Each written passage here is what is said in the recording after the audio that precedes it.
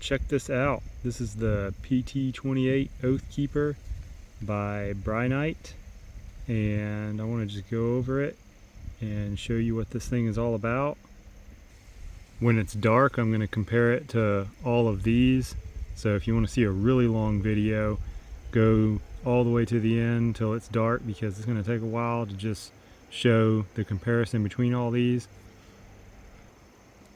But for starters, let's just look at this and let you know what it's all about. This is an 18650 powered light. It has a little green light that's on at all times. You can turn that off. It shows you how to do so in the manual.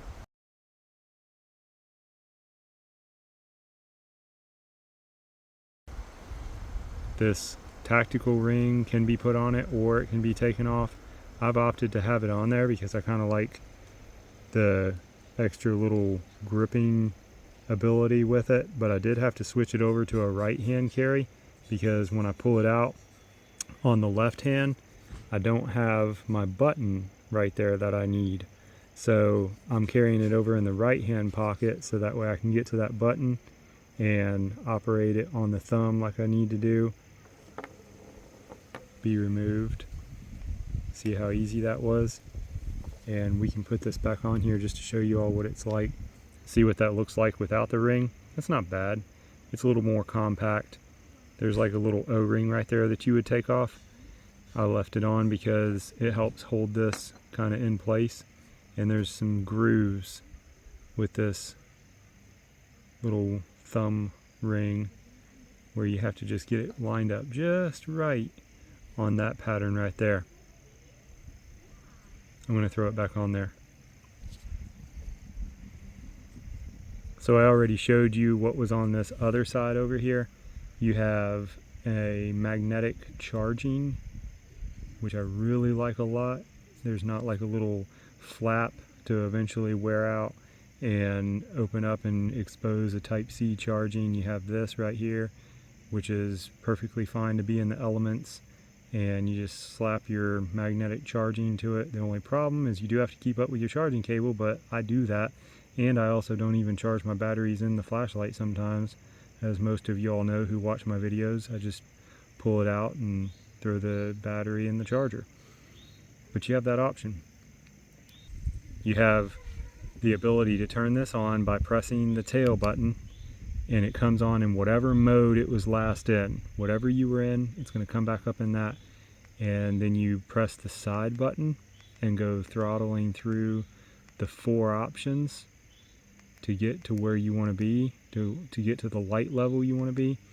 If you're in a setting where you don't want to damage your night vision, and you know that you were in turbo last and you want to come on in the lowest setting, you can hold down on this side button. I'll show you how I do it with one hand just to let you know that it's possible.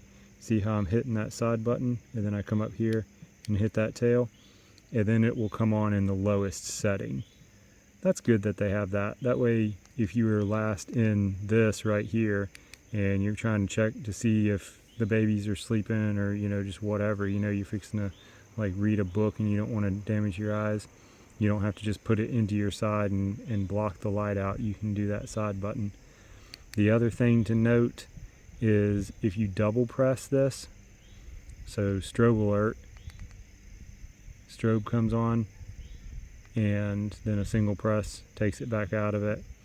If you are off and you just bump this twice, you don't turn it on all the way, just kind of bump it twice.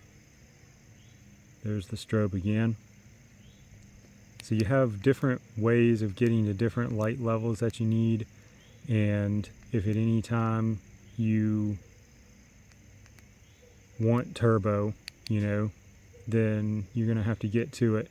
You do have instant access to strobe. I would like to have instant access to turbo. That would be really cool if, kind of like some of these other lights that I had out here on the table, they have ways of getting instantly to turbo. With this double press, that would be ideal. Instead of taking you to strobe with that double press on the side, I'd like for that to be turbo, but you just got to work with what you got, I guess. And kind kind of like carrying this on the right hand side. That's taking some getting used to, I'm not going to lie.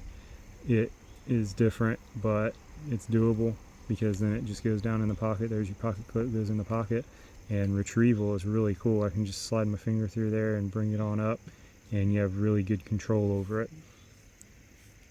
Like I already said, I'm going to compare this PT28 to all of these, and you don't have to like worry about it. I'm going to pop it up on screen which light I'm comparing it to, so we'll make it really easy, but just rattling them off. I've got the Sofern SP35T, I've got the Acebeam T36, the Phoenix PD36R, Workos FC12, the Sofern SP31V, third version, and the M2R Pro by Olight.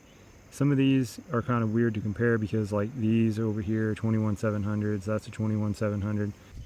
This was everything that I had with a tail and a side button, so I'm just trying to keep with that. That's why I've got some funny stuff out here compared to the PT28. Let's get it out in the dark. Now it's early morning hours.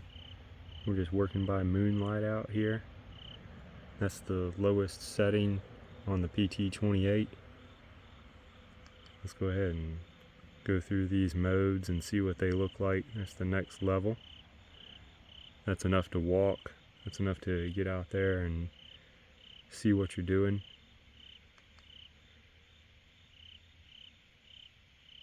That's going to be just before we go to the highest mode.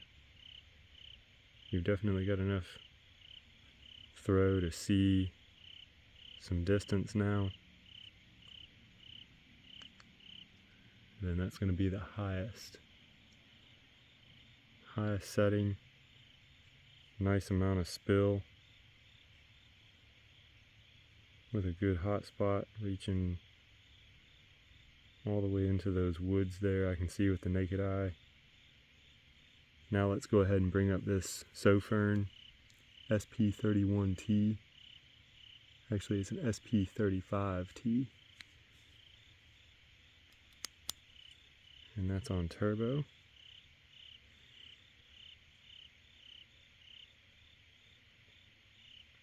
Just a lot of throw from that PT28 versus the SP35T that has more flood.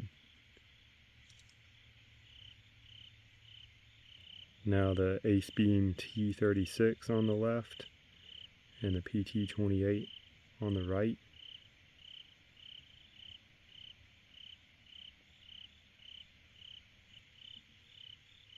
Now the Phoenix PD36R on the left and the PT28 on the right.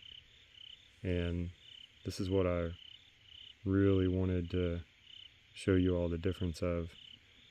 Look at that nice hot spot from the PT28 and the PD36R. It'll reach out there, but it doesn't have that nice round hot spot with the distinguishable spill. I really like the Phoenix lights, don't get me wrong, not knocking it. I'm just showing a difference. Now you do have the bigger cell in the PD36R, so it's going to last a little bit longer, but I really prefer the charging port on that PT28, that magnetic, instead of having to protect the port. It has some wins, it has some losses. That's the Workos FC12 on the left, PT28 again on the right. And these have some similarities,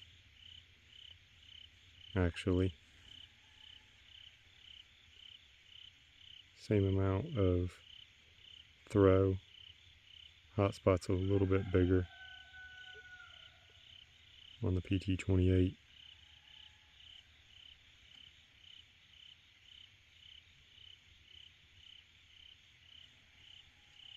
I like those two. Just about the same, really.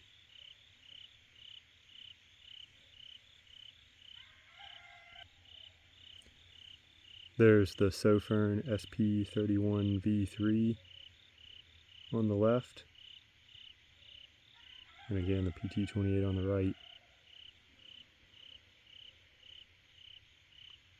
Such a little light that Sofern is for it to be able to do what it does. It's impressive to hang in there.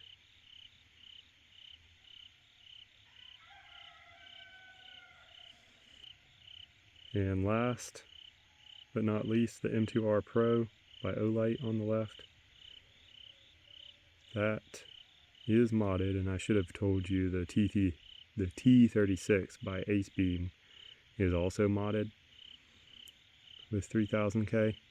If you're hanging in this far into the video, you'll finally find out why that was a warm tint. I like both of those. Those look really well. They just fit my need. I'm always looking around at the wood line at night. So these lights,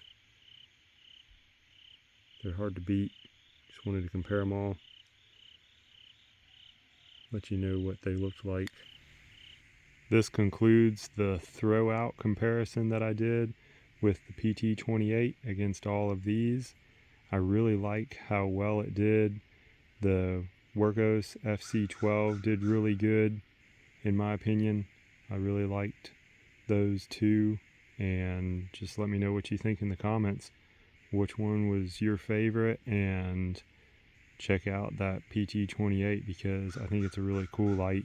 I've had to switch over to right hand carry to enjoy that ring, and who knows, in time I may take it off and throw this back in the left pocket and not have that on there, but I've actually really enjoyed it. It's become pretty familiar to me. Like my muscle memory's kind of picked up on it quickly, you know, to be able to hit it with the pinky, hit it with that ring finger, and hit it with the thumb to get the tail. You've got instant access to turbo at least, and whatever mode you were in last by pressing that, and then you also have instant access to the lowest mode by holding the side button and turning it on with the tail. Let me know what you all think. Thanks for watching.